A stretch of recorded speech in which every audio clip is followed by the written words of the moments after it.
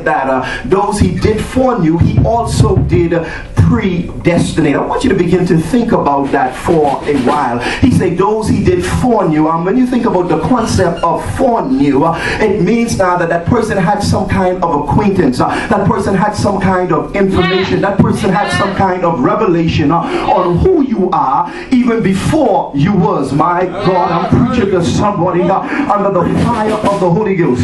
So Paul says something that captures my attention. It takes me to Jeremiah chapter 1. He says those who did foreknew, he also did now predestinate.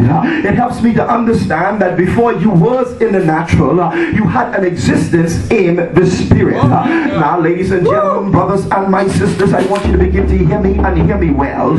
Before you manifested in the wombs of your mother, before your mother was on the labor table, before she had the opportunity to push you out into the natural, your spirit cohabitated with his spirit.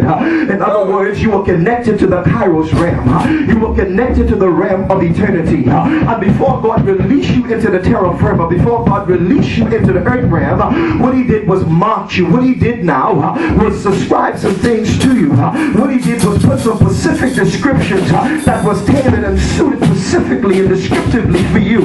What he did was place his hands upon your life. What he did was gave you an unction to function. What he did was he gave you your character. What he did was he made up your personality. What he did is he began now to develop now what you call your DNA.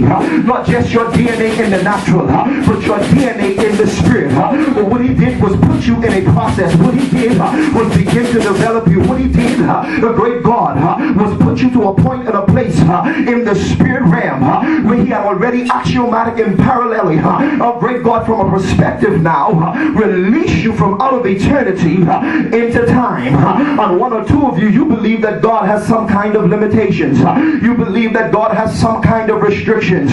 But if only you knew, what God did was step out ahead of you. What God did was super exceed you. What God did was rest himself in front of you and make the decision within himself. What he did was consultated with his own self concerning your destiny. You believe that this is a discouraging Sunday morning.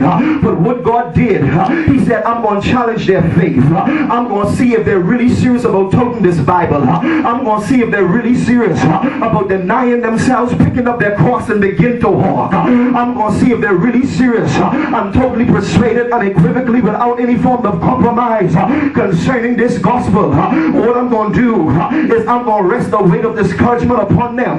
What I'm going to do is I'm going to allow some folks to disappoint them. I'm going to allow some folks to turn the doors on them. And it's not going